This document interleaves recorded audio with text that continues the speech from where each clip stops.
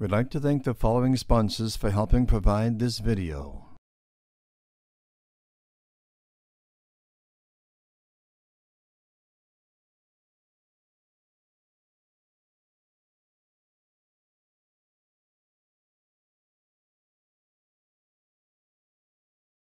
Jutta Eckstein.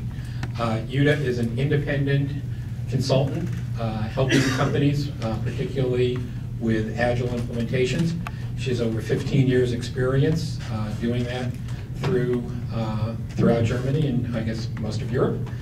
And she's also in the past been involved with the Agile Alliance, having been on the board for several years. So it's my pleasure to introduce, as soon as she stops from hiding behind the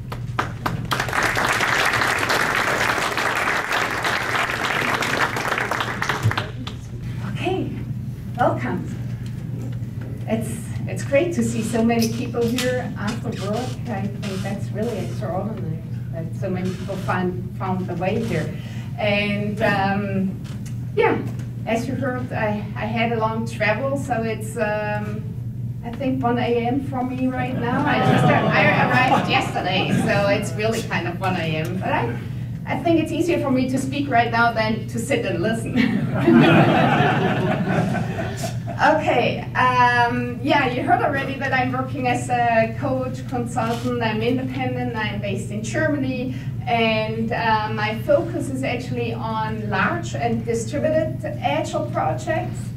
However, this is not the topic of my talk today. The topic of my talk is motivated by, first of all, what I read in the past years and what I learned in the past years, and I brought this together and tried to make sense of it. And I hope this does make sense for you as well. So my big goal for tonight is that you consider a new way of thinking about how to plan and control complex projects. So maybe I'm asking more questions than providing answers. We will see. Okay, so this is my goal, the goal I have for you, more or less.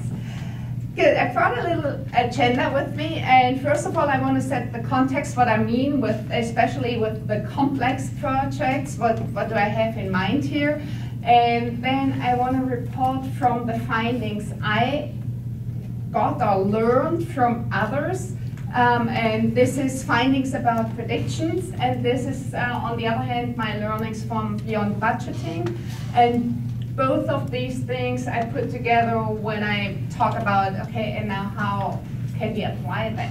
What can we do with this? So this is kind of, yeah, how we will go through this evening.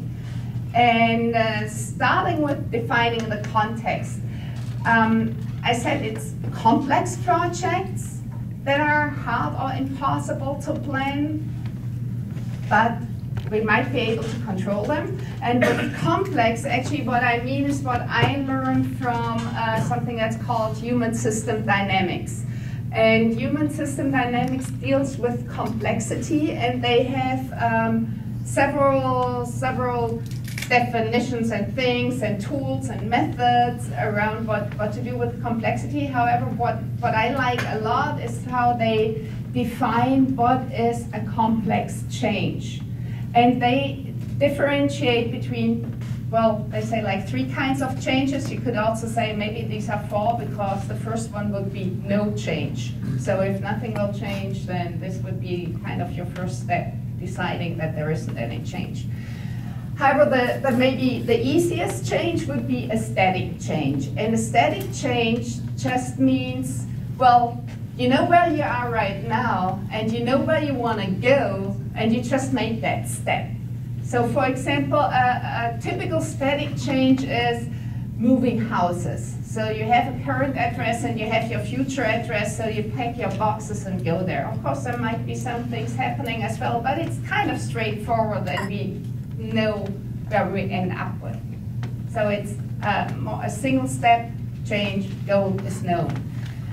Then for the second kind of change, that's called a dynamic change. And for a dynamic change, we still know where we are, and we know where we are going, but we don't know really how we get there. So we know like the first step, and then we can check, are we still on the right track? And if yes, then we keep going, or maybe we make a turn and go in a different way.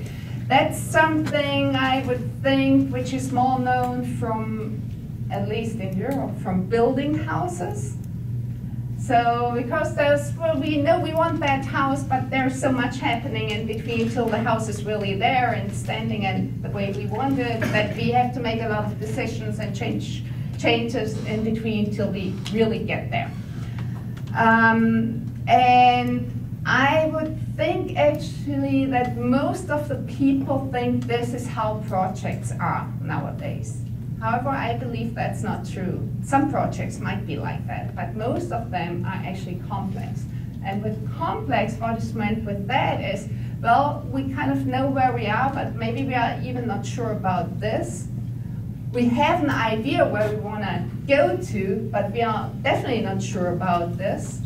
And therefore, there's no way of knowing how to get there. So the only thing that we can do is to make a step and see if the goal is still something that's attractive for us, and then make the next step, or we find out that the goal is somewhere else.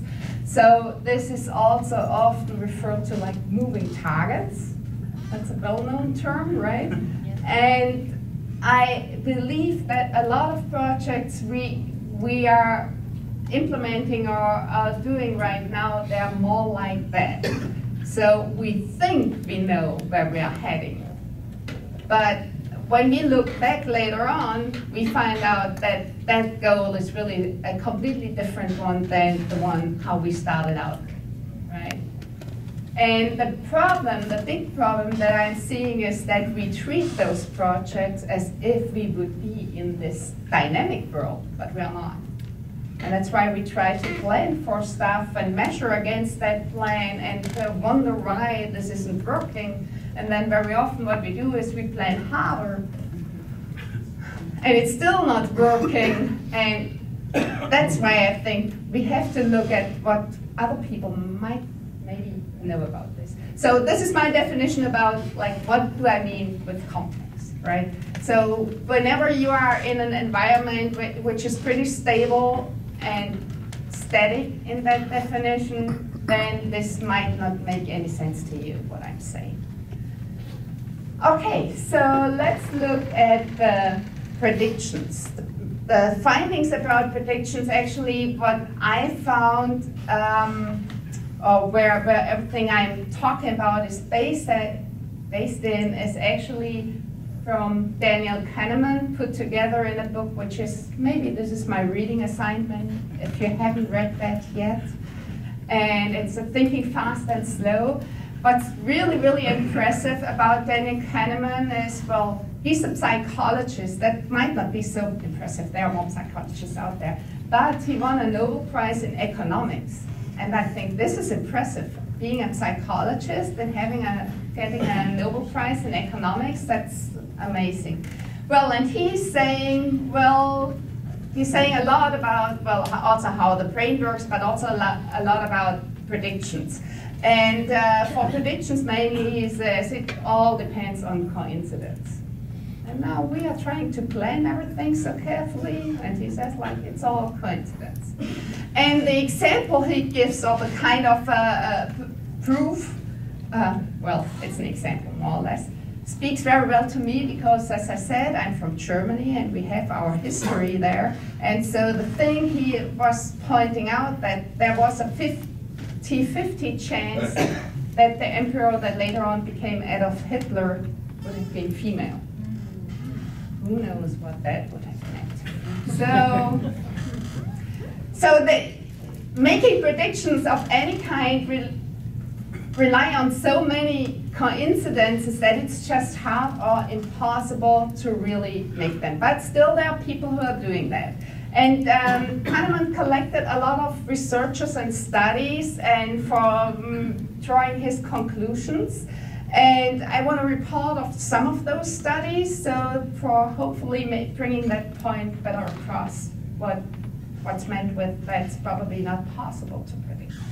So the first one I want to refer to is Philip Tetlock, also a psychologist from Pennsylvania, and he collected predictions made by economists and political people. Yes, you read it already. Yeah. The point is, the predictions he collected, or the people from whom he or his team collected those predictions, were all people who make a living from predicting that kind of thing, right? So they're real experts. We are not talking about like you and me. Well, I'm not exactly know what you're doing, but I guess you're not making a living of predicting what will happen economical or political wise, but they do. And the numbers are, well, it's also statistically relevant, I would think, like 80,000 predictions, and they found out it's, yeah, worse than equal distribution. So it's not really, even if they live from that, they got paid, yeah, but that's quite all. What's interesting here as well, and I will come back to this too, is that when they have been proved wrong, it wasn't that they said, oh, maybe we were not able to predict that right or so, but they had excuses because they said like, we were still right, but the conditions were wrong, something like that. And the point here is, and I will repeat that pretty sure because it's really an important thing, especially if you're an expert, you try always to come up with a coherent story. And having a coherent story doesn't mean whatever you are saying there is accurate, precise, or right. However, if something then turns out to be wrong, you still have your coherent story. And that's why you're acting this way, and that's why they acted that way and said like, okay, the world is wrong, but we are right, or more or less like that, right? And it's also, I don't know, probably a bit easy to make fun of, well, how stupid could they be? But this is just human. And that's also what Kahneman proves there, that this is also how we as humans act and how our brain works. However, this is one example, and I said I want to bring a few more examples that then Kahneman collected, and another one which is also interesting is from Terry Odeon, a finance professor, and he analyzed traits. And with traits, or everything you do for brokerage, the interesting thing there is there's always somebody who believes that it's a really good idea to sell that stuff, and I will be much better off if I sell it, and there's somebody else who thinks it's much better if I buy that stuff. So this is interesting, and that's why people analyze a lot what's going on there with traits. Okay, here it was 10,000 brokers, and yeah, you see that, over 150,000 traits that were analyzed and researched there, and they found out that only like 3.2% of the stocks sold, that the stock sold did 3.2% better than the ones bought. Maybe you could say, okay, so never sell a stock or so, but this is not the answer. The thing is, again, that you can't predict. And there were people who thought it's much better to sell it, and others thought it's better to buy it, and well, you never know, it's more or less what we learned from that. And it's just so hard to predict the future. And there, yeah, what I wrote here as well, or brought up here as well, is that they were not the only ones analyzing what's going on there. And it has been proven by more people that this seems to be a fact, that the trades, well, there are people who make money just by trading, of course. But it's questionable what the predictions are here. Okay, I have one last example from Kahneman himself. So he served in the Israeli army. And in the Israeli army, he served as a psychologist evaluating the the people who might be good for an officer career.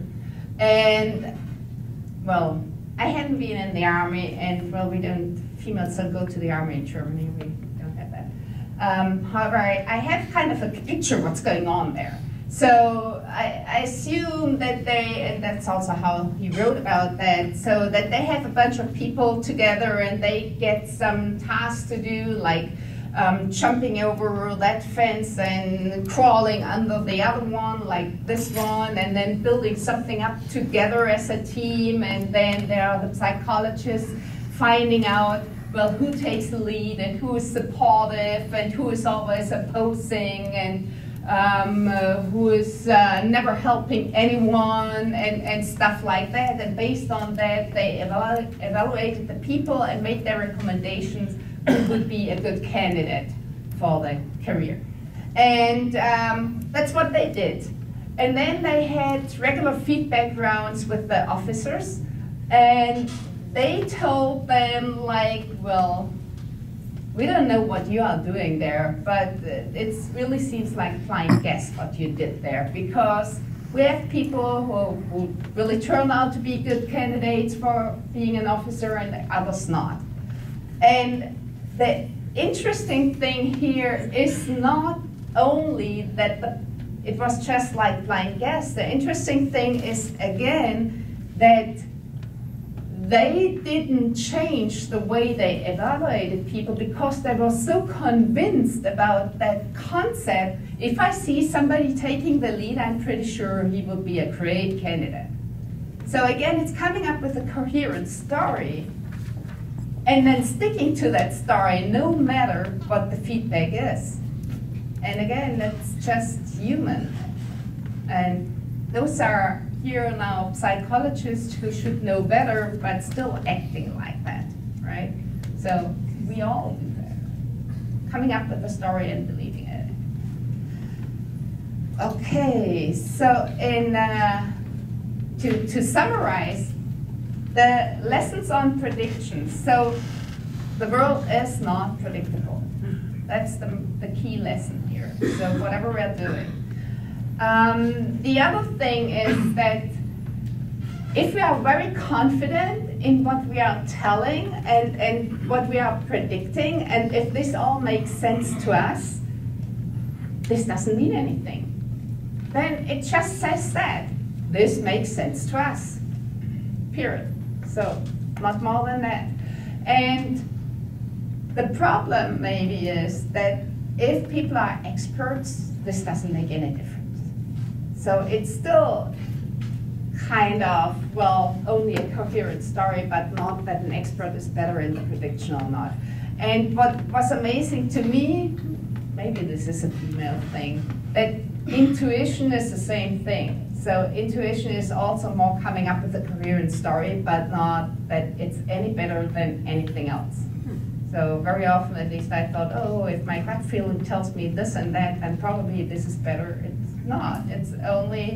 It's one coherent story amongst several.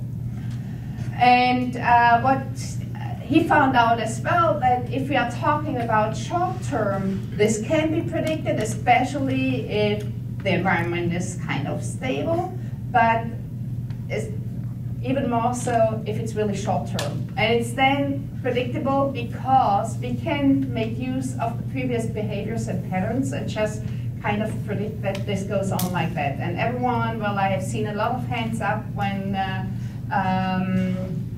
you got asked, like, how long are you, or do you practice Agile or so? We know that concept that's called yesterday's weather, for example. So yesterday's weather says if the last iteration or sprint, this was our velocity, therefore we plan with that velocity for the next iteration / sprint.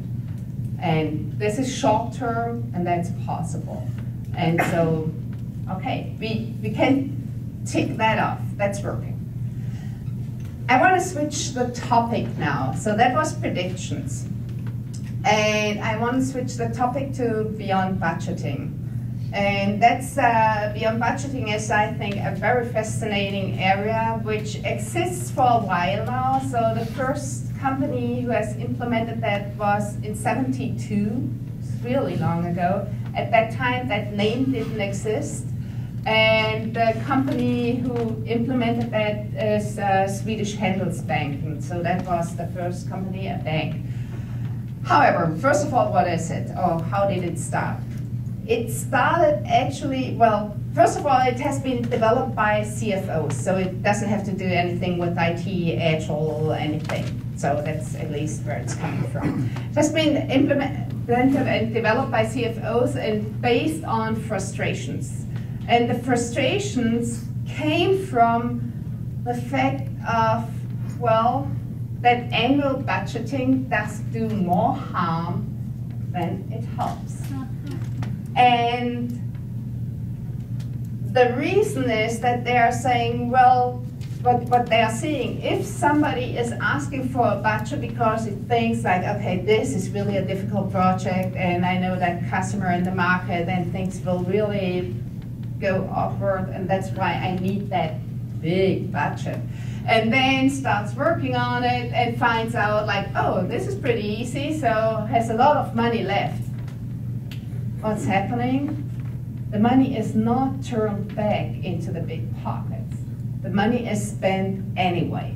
And it's spent for just whatever is coming up. Well, it might be useful, but it might be not useful. Definitely, nobody has kind of ensured that the money is spent for the good of the whole company. It's just spent. Because if that person or that group isn't spending that money, they know exactly if they would ask for a budget next year, everyone would say, well, we only give you half the budget you are asking for because we know already you're always asking for too much. So the point here from the CFO perspective is the money is spent for stuff that's not necessarily for the greater good of the company and not in line with the greater goal of the company. Now the other way round is happening as well. So somebody is asking for a budget and because he, well, thinks like, oh, okay, I've done something like this before and therefore I know exactly this is what I need. And starts with that project and then there's a huge market shift. And a new competitor is coming up, and therefore they really have to act quickly and do this and that and adapt to whatever changes are required here. But now there is no budget here, and as we know, budgeting is done annually, so there's just no way. So again, it's not for the greater good for the company. And that's the frustration those CFOs were coming together with and said, like, we have to do something about that. It's not helping us.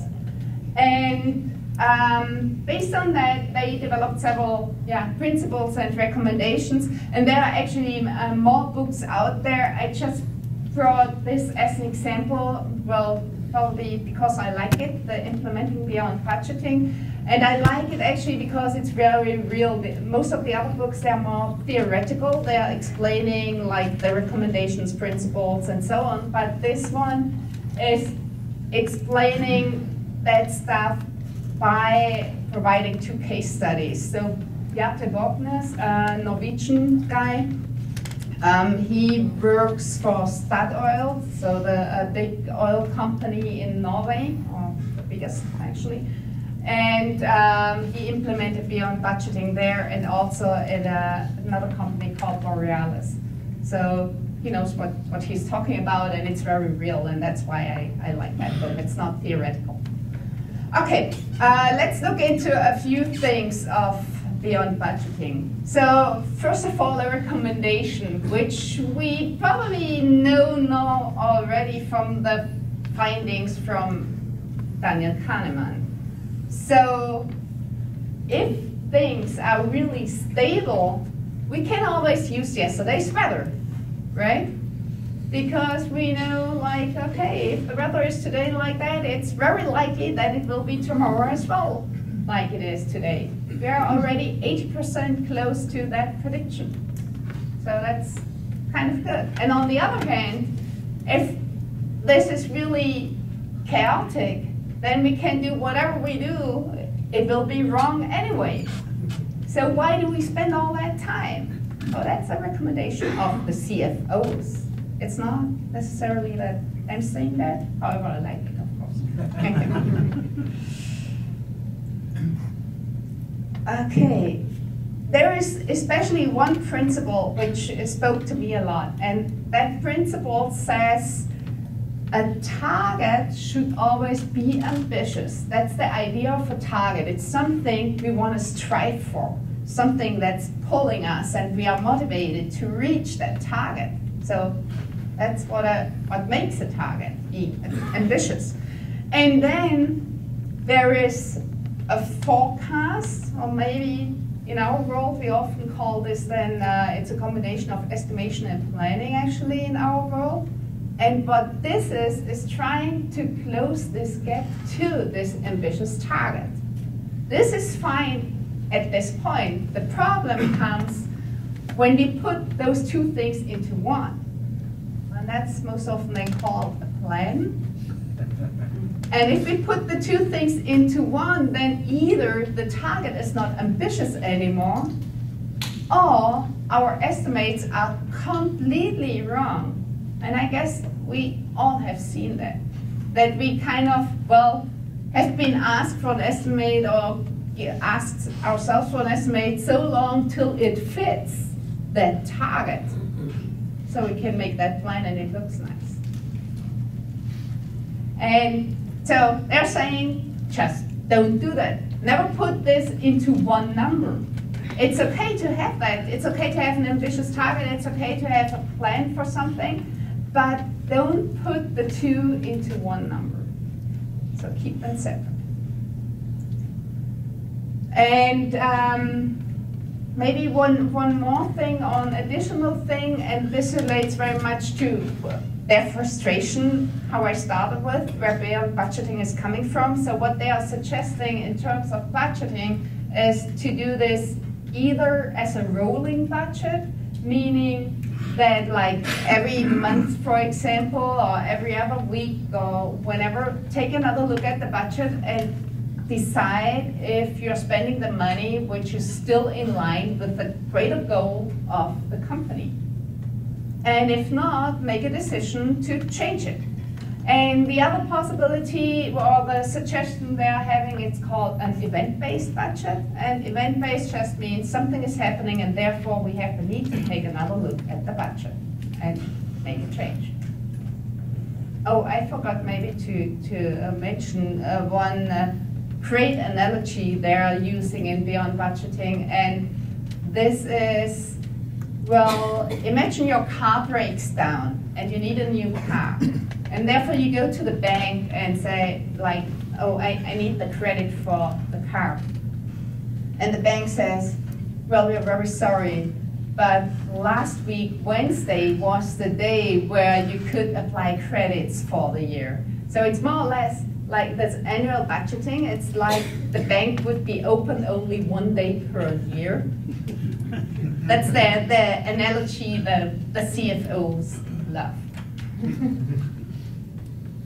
Okay, I guess this is now about the Beyond Budgeting, and I want to go into how can we apply it. Well, first of all, actually, I want to not tell about how we apply it, but more like what are we doing right now very often. So I once learned in maybe presentation school, never put something on a slide where you say like, this is a bad example, don't remember that. And so I tried to like, this is not recommended, right? So it's not what I mean here. But this is what I see a lot. So very often we start like, we have a great request from a customer, or there's somebody with a cool idea for a product, and so this is something we want to start and work on. So the next thing that we are doing is we are asking for an estimate. Well, the first step, by the way, having a cool idea or a request from a customer is actually something that I recommend, right? I hope you're following me on this one. Okay, however, so the next step is then asking for an estimate in order to make a go or no-go decision. So how this often works is, well, I can use an example. So we have that cool idea, and could you could you tell me how much it will cost or how long it will take to build that?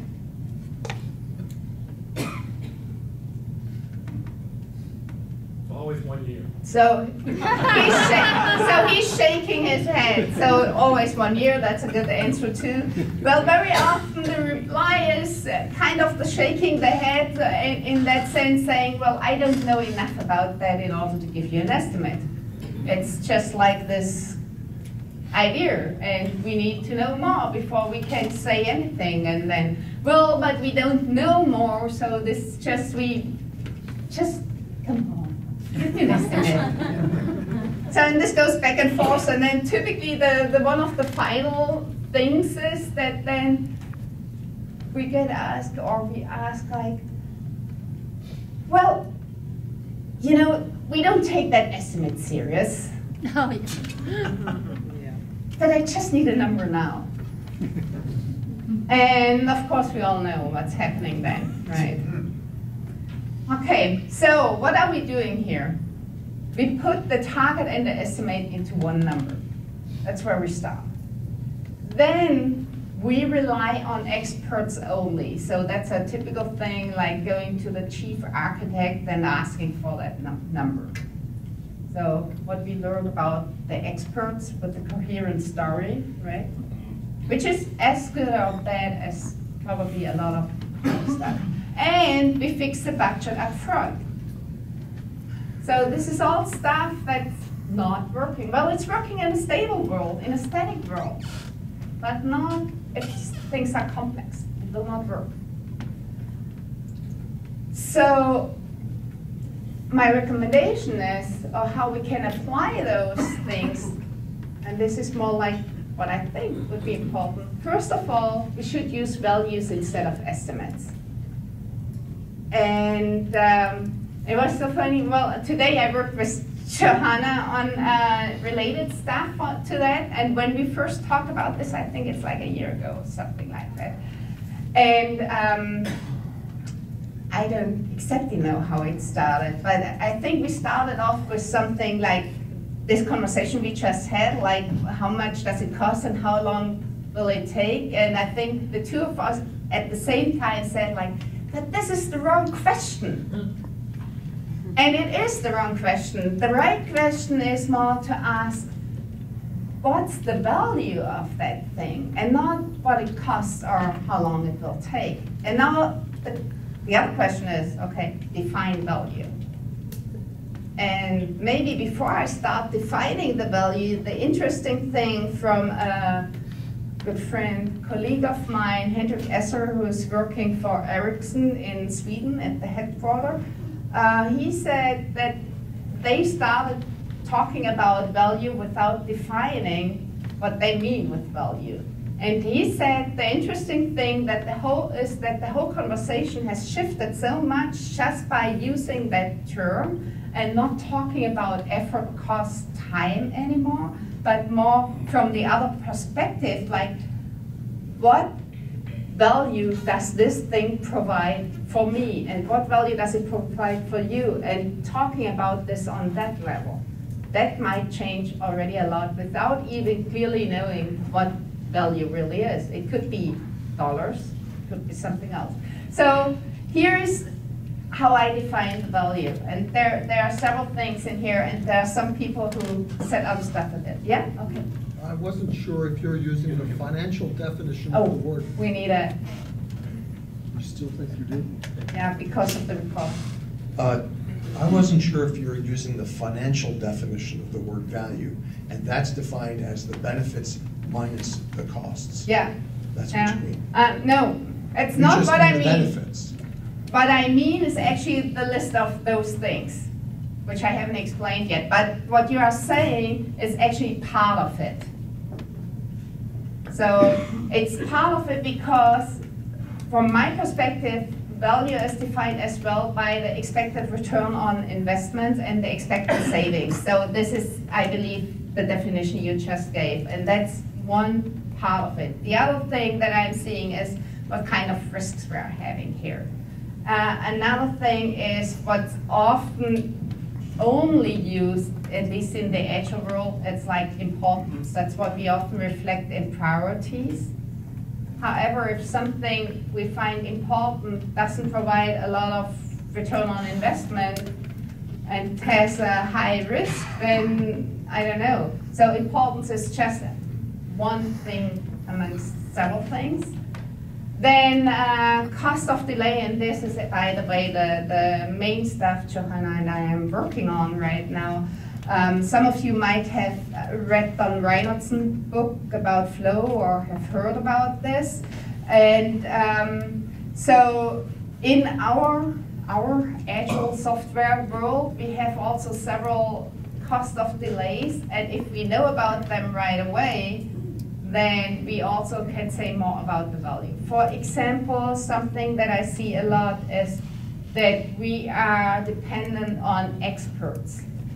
And those experts create, along in Don Reinhardt's world, a long queue. Because whenever an expert is stuck with a problem, then the next stuff he should work on will have to wait for a long, long time. If a whole team can work on everything together, then we have a smooth, steady flow of the things we are doing in that team. So having a few experts on specific topics will create a cost of delay. There's other stuff like what some companies love, multi-projecting, multitasking, multi-whatever. Huge cost of delay if we're not focused on something. Then, of course, if this is maybe not something new, what we want to work on, but on an old system, and there is a huge amount of technical debt, cost of delay. Another great example, if we are, for whatever reason, not able or willing to automate tests, here we go again. So this all adds, or in that sense, subtracts or minors, reduces the value. And then the last point, and actually for me, at the moment, I think it's more a summary of the value, which is how much are we really willing to invest in that thing? And willing to invest in that thing means in the whole project, or maybe in a feature, or maybe in the story. What is it that we want to spend? And at the moment, actually, although I have this as part of the value definition here on that list, at the moment I believe that this is actually the end result of that list. So if we know based on ROI, savings, risk, importance, cost of delay, what are we willing to invest in that, then we know exactly how we can move forward with a go or no-go decision. And maybe one more thing here, if we know how much we are willing to invest, then in software, this is kind of easy because, well, software is soft. We can always gold frame it or make it quick and dirty. If nobody wants to invest a lot in it, but still want it, we can do that, right? But then it's also obvious what the return will be. It's just as cheap as people are willing to invest. Excuse me, Jutta. In Lean Startup, Eric Rees offered another definition of value in terms of validated learning. He suggested an accounting system for startups based all around validated learning. Does that fit into what you're talking about? I think Lean Startup fits very well into that because knowing where we want to invest into something, we know this best if we have a scientific method like Lean Startup does provide, and we know that there's really a market who wants that stuff before we actually build it. And that's why I think it's a great fit to that. Yeah, thank you. Okay, so other maybe application or kind of summarized application is to come up with 3 planning levels. That's actually nothing new. That's pretty old, I believe. However, in the Agile world, I see that this has been forgotten. Very often what I see in the Agile world is that people look at short term only. And of course, it's so easy. We know that this can be predicted. We use yesterday's weather. And we still can do that. That's very cool. However, what, at least in my world, when I run for these large, distributed, complex projects, there's still somebody who wants to know something about where are we heading. And so what we need is like 2 more planning levels, and one is the roadmap, which has themes only, nothing real. Only like a theme, which is what should be in that. What's kind of the overall topic of that. Then for a release, so a roadmap long term, that could be really 1, 2 years, maybe even 3 years, but it's really headlights only, not more than that. Then if we look at the next level, the release level, midterm, here we're talking about like 3 months time frames. And for 3 months time frames, we should look at like, okay, from those themes, what kind of features are in there, but based on the value, meaning our willingness for investment. So where do we want to spend our money in? And of course, we can use from the short term also the velocity to balance that off, and hopefully this works out somehow. However, it doesn't make any more sense to like having this long-term prediction. And for the short term, well, we know all of that. Actually, I wonder if we shouldn't, for the short term, also steer this more based on value and not based on estimates. On the other hand, personally, I'm a fan of estimating in teams because it creates so much knowledge in the team. So knowledge about the stuff we are building, and that's why I don't want to really leave it out. But I don't want to use it for the prediction, right? More for the knowledge creation.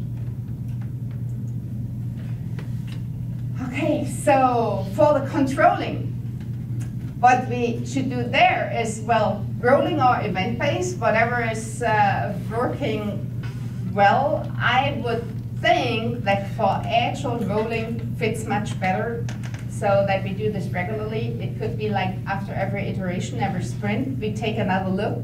If, well, the themes are still the right ones for our long-term plan, if the features in that release we are working on are still the right one, is this still where we want to spend the money? Maybe something else became more important, and therefore we want to put the money there and our time. And we have to reevaluate the progress that we are making. So for example, one of my favorites is the amount of work in progress, which at first glance always sounds like, oh, this is great. It seems like we are working on stuff. However, the bigger the amount in progress is, the worse it is, because it sounds like we are starting a lot of things, but we are not finishing. We are not focused on stuff. And that's why this is bad, having a big amount of stuff in progress. Yes? You should wait for the microphone. Would you also say that that's cycle time? It is, yeah, right. It's, well, at least if the cycle time is much longer than like the iteration length, this adds up to a big pile to, yeah, stuff in progress. Therefore it is, yeah.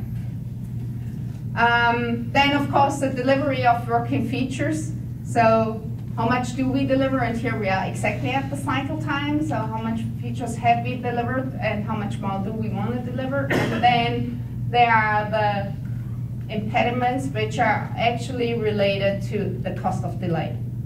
So everything that I mentioned there, we have here too. No test automation, experts, multitasking, all that stuff. And if we find out that the progress isn't really in a way that we feel our money is well spent, then we probably have to make a different decision. So this is the rolling planning or controlling actually here. So the application to that is, I would think, straightforward. And a lot of this is what we do, at least for short term. So, for example, if we find out that our willingness to invest is hit already, so that we are spending or have spent already all the money that we want to spend in that release, well, there's only one thing we have to cut off, right? And the other thing is, if we see we come close to it, prioritization, descoping is a typical thing. So this is stuff that we all know from the short term, but we also need to do this for midterm and longer term by considering how much do we really want to invest in that stuff, by considering what is really the value we expect from it, and not by looking at, okay, this is what we estimated, and how does this match our estimates? This is completely unimportant, especially if the value has changed. Why do we bother about if the estimate was correct, precise? I don't know what that means anyway. Yeah, so what we can do with this, and now again comes the, from Eric Ries also, from Lean Startup, what we can do is we take the learnings into account and feed them back into what we are doing, like into our midterm, long-term plan. We learn from the market, we learn from the stuff we are doing, like technical-wise, or how we work together, or whatever the system tells us, and adjust from them. And again, this is something we do very well in Agile, at least, for short term, but we should do more of that midterm, long term. And yeah, short term I said already, yesterday's weather. And I think this is kind of the final general advice here, which I have left out completely, which is not relying on experts, but relying on diverse groups. And this is also true through the whole company, meaning not only that we are talking like short-term, an Agile team is cross-functional and so on, but the same should be true when we decide on a project or on a release. So that it's not only like a single person or maybe two, but it's a cross-functional group of people looking at that stuff, deciding on the value, and then making up their mind. So this means that whatever we are talking about here has to go across different hierarchies and roles. Actually, for me, this is also a little bit related to the question of where sits business analysis here. And actually, it sits everywhere, because it's not a role or a job description, but a responsibility taking on different levels by everyone. So on a very coarse-grained level, when we decide on a project, is it worth going for it or not? And very fine-grained if we look at a details of the story. So that's just a responsibility, not a job description. So responsibilities like that are shared across more or less the whole company. That should be the major point from that. Actually, now that I said that, for beyond budgeting, it's also a very big point that they're saying, like, micromanagement is completely against for the greater good of the company. So they're also talking about self-organizing teams and enabling the teams and so on. So this fits as well very good with that. And I'm saying this because very often in the Agile world, we kind of feel the organization doesn't allow us to be really Agile. However, there's other stuff out there which goes into the same direction.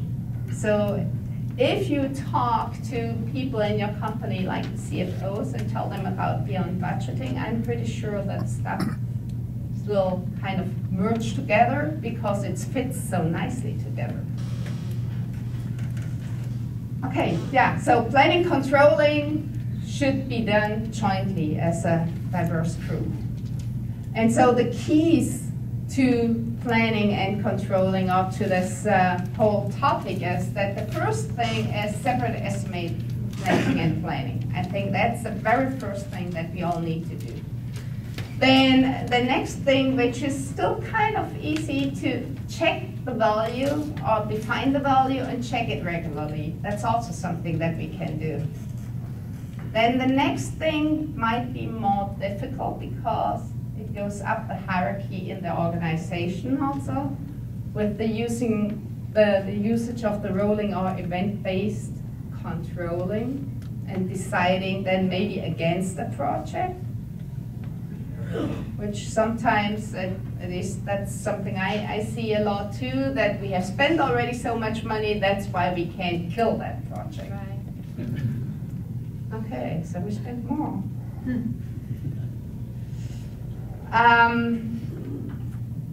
And the diverse groups shouldn't be applied on the development level only, but also on all levels of the organization.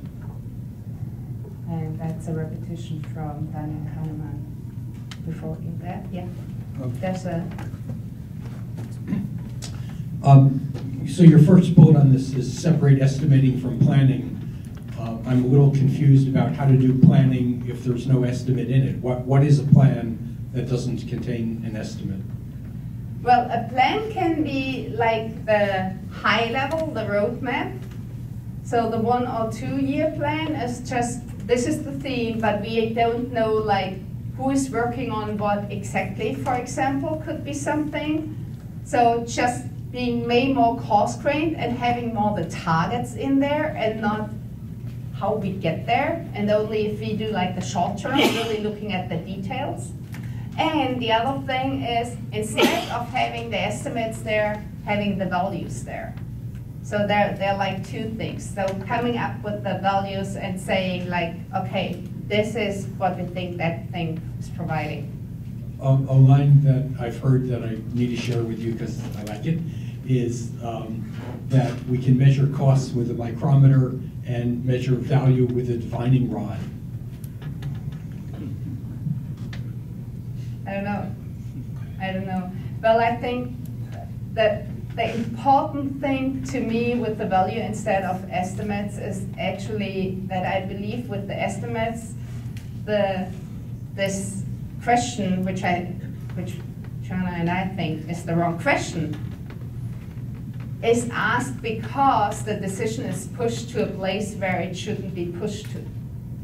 So the decision, if we go for that project or not, should be made at that level where we can decide what value do we expect and want to gain from that, and also how much are we willing to spend for gaining that value, and not pushing it kind of till more or less the lowest level, the developers, who then say, okay, I think this is what it will cost. And nobody else has made up his mind about what it's worth. So I think that's the big problem. Yeah, I mean, I'm suggesting that it's hard to tell what it's worth. Yeah, it is, but it's also hard to tell what the estimate is. And that's exactly the point. Because it's so hard, that's my belief, my assumption, because it's so hard, this is pushed. And there's a question back there. And there as well. Hi. At some point, you need to have some sort of guess, right? I mean, like you could just plan based on value. The highest value would be if you're choosing between a peanut butter sandwich and world peace. I know what I would choose. But what's actually viable? So where's the guess to determine viability? You need some sort of order of magnitude guess. I understand to go through the process of estimating world peace would be just a weight. Yeah.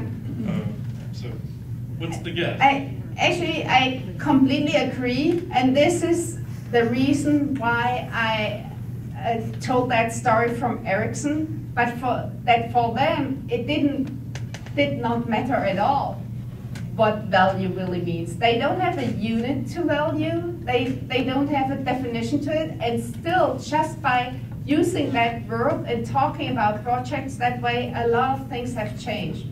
And I absolutely agree, because if we look at this definition that I gave, where is it? Maybe there? Yeah. It's, well, here we can put a number, maybe, for return on investment and savings. But it's already difficult for risks and importance to have like a real number. You can use stuff like, it seems I keep pointing to Johanna, who is suggesting like using points for coming up with something. So points in a way like you have a limited set of points and you can only give one unique amount to each of the things you are comparing against and coming up to a definition this way. You can do this for stuff that's not really tangible, where you can't really say, okay, like here, there are dollars, there it's easier, but for those things, you can use tools like that. And for the cost of delays, you can name them, but putting a number to it would be probably also difficult. Yet again, I want to repeat, the main thing is the shift of the discussion, the shift of the conversation. And there's a question there and later on there. The question relating to estimation, what I've seen in your slide a few slides ago talking about themes and then features and then stories, kind of suggested, but an idea that an estimate long-term, what you have is pessimistic estimate, optimistic estimate, and down the road, the estimate is very wide, and as you keep getting closer, it narrows down. Is that, instead of trying to do a point estimate, is that a way to approach like an interval estimate that slowly goes down? And can you use that also on estimating value? Well, first of all, for me, this would be still trying to answer the wrong question. That's for me the first point.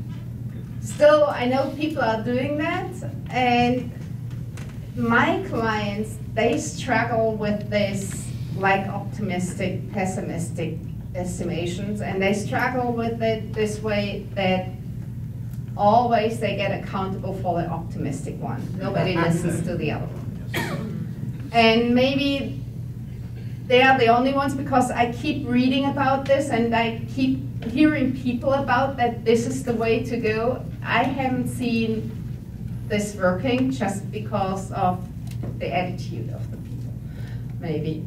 And they're actually, and Johanna, I am so sorry, I point again to you, because there I like her approach much better, saying, and maybe there are more people who say that, but you give an estimate and say, what's your certainty coming with that? So you have an estimate and say like, okay, but I'm 30% certain that this is true or something. Okay, you might come to another discussion then. Okay, then give me an estimate where you're 100% true, and I think that's not existing really. But, 0 to 100. Yeah, right. So again, my real point is it's answering the wrong question. And I still assume we have to answer that question for a while, but maybe we should ask more often back to the people who ask us for an estimate, ask them, okay, how much are you willing to spend? What is it worth for you? And then we see what I can do. So, because if I know like this is what people want to spend, based on that, I can also give a different estimate. And I'm pretty sure a much better one. Starting from this is not possible at all for that much money till like no problem. Okay. A couple of points. Earlier, a gentleman referred to the issue of risk. and injecting that somehow into the evaluation of a project's potential. There are actually fairly well-established methods for gauging risk, and they can be subjective, but that tends to be fairly reliable as a predictor of the actual risk of a project. Inherently, it's difficult to use that productively at the atomic level of a project. It's much more, I think, tolerable for organizations to view an entire project portfolio and then allocate a portion of the budget for that project portfolio to those projects that fall into the high-risk category, acknowledging that they're willing to take a risk on these, but that they're also willing to fail. However, they don't want the entire portfolio to fail. So as a result, you do have some capacity for tolerating risk in a controlled and limited way. And the notion of this progressive evaluation of the project, you mentioned controlling on a regular basis. I think the notion of evaluating value on a regular basis is just as valid. It didn't seem to come up, but I would suggest that it really goes hand in hand with the evaluation of whatever cost or investment factors you want to consider. Yes, your point's well taken. You really need to reassess because you're going to discover as you progress with the project and change direction that there's something about what you're doing that is highly successful and some other things that are totally pointless. And your adjustment, therefore, increases the value of the project quite often if you're successfully evaluating feedback and adjusting your progress to conform to the new direction. I guess I'll leave it at that. Yeah. The point's first of all, I agree that, and I probably should have said a little bit more about that, so that the value has to be re-evaluated, and this makes it should be the basis for the decision if we want to keep going or what we want to do or where we want to go. The other thing about the risks, I agree there as well. However, I think the risks are not the only things that should define the value. It's just like one part of it. It's not an unimportant part, but it's like one thing out of several. The other thing I'm a little bit uncertain, to be honest, and uncertain because I don't know it really any better, is that the methods that are around for risk assessment, if they are not more based on dynamic changes and not so much on complex. And again, I don't know it, but this is where I'm not sure. Yeah. Okay, yeah. When you were talking about value, it wasn't clear whether you're talking about sticking with a numeric model or moving away from a numeric model, and whether you're talking about value in terms of an emotional or intuitive sense. You know, when you talk about the numbers, about the points or arbitrary numbering systems, then it's just not clear to me whether you're moving away, sticking with a numeric model or moving away from a numeric model. That's an excellent point, because the point that you're making expresses exactly that kind of problem that somebody else asked before. And the value, the way I see it, is really a mix of something that's numerical and something that's not. And things like cost of delay are hard to put a numeric value to it. And it's more like, okay, we see that, well, we have those experts and that multitasking and that costing. Well, for some things, maybe there are studies that we can take, like multitasking. People say it costs about 30% of the productivity. If this is true or not, I don't know. Things like that, or test automation. I wouldn't be able to put a number there. So I think a lot is also emotional. However, I would like, well, no, even not. I just want to say I would like to have the willingness for investment really as a numeric value. Well, I would like to have this as a numeric value in that sense, saying like, we want to put into this feature that much time, for example, or cost, money. Yeah. based on that other stuff, what we know, cost of delay, importance, risk, ROI, savings. So at the end, I would think the value is a numeric one. That's what I would hope for. But the ingredients are not all numeric. So again, you pointed out that this isn't really clear, which again refers to Ericsson. Maybe it's not so important. Maybe you just talk about value. There was another, no?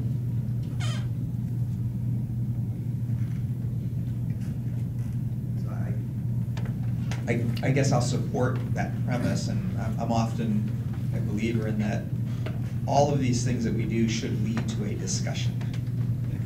Because otherwise, like even when people say let's write a requirement, that's a static thing, and it should lead to the discussion about what this is. And so I would definitely concur that all of this is really about leading to a discussion, a healthy discussion based on at least the best data that we have.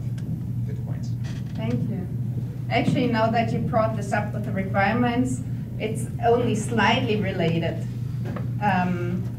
But what I'm getting nervous about is that discussion that started maybe 2 years ago, maybe a little bit longer, I don't know, about the definition of ready for stories, because I feel the stories are exactly what you said. They should be the start for a discussion, for a dialogue.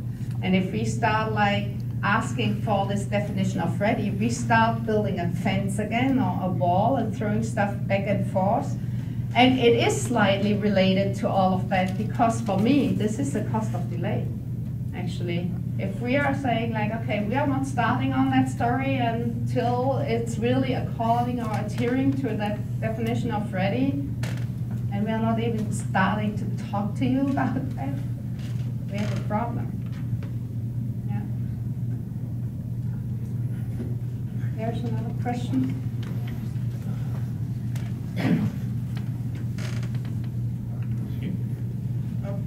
How does this tie in with motivation and potentially compensation? I mean, one of the traditional values of budgets is if people hit it, they get a bonus. If they don't, so what do you do if you're separating the target and the budget keeps moving? How do you motivate and compensate?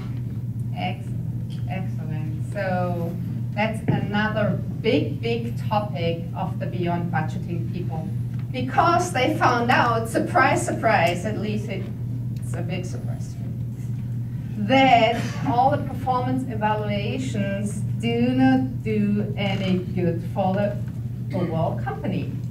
Very often, like the individual goals, objectives, change too often. Well, they should change more often in order to be still in line with the company's goals, and often they are not. Actually, I have an example or story from a colleague of mine. He always says if in his team somebody makes something really stupid, he makes a bet that this is part of his objectives. And so far he always won that. This is really sad. It's funny, but it's really sad. And that's exactly the same or a similar frustrations the CFOs had. That's why they also are suggesting other ways there. So one thing that they are suggesting is that, well, to keep the bonus separate from that, and then also evaluate the, I'm not sure if this is the right term, but more the relative progress and not the absolute one. So like, again, more evaluating the learning curve of somebody. And what else? Also ensuring that there's always a team component within that, because they figured very often that people decide against for the good of the team, because if they help, it's maybe a little bit simply put, but if I help my colleague, I don't have the time to focus on my own stuff. And that's why I might have a worse evaluation than if I wouldn't help my colleague. And so stuff like that. So very good point. There is also a lot going on in the beyond budgeting area. However, having said that, this is all really wonderful, but I feel that this is just getting momentum. So it's just kind of starting, although it has started in '72, it's only now getting more attention.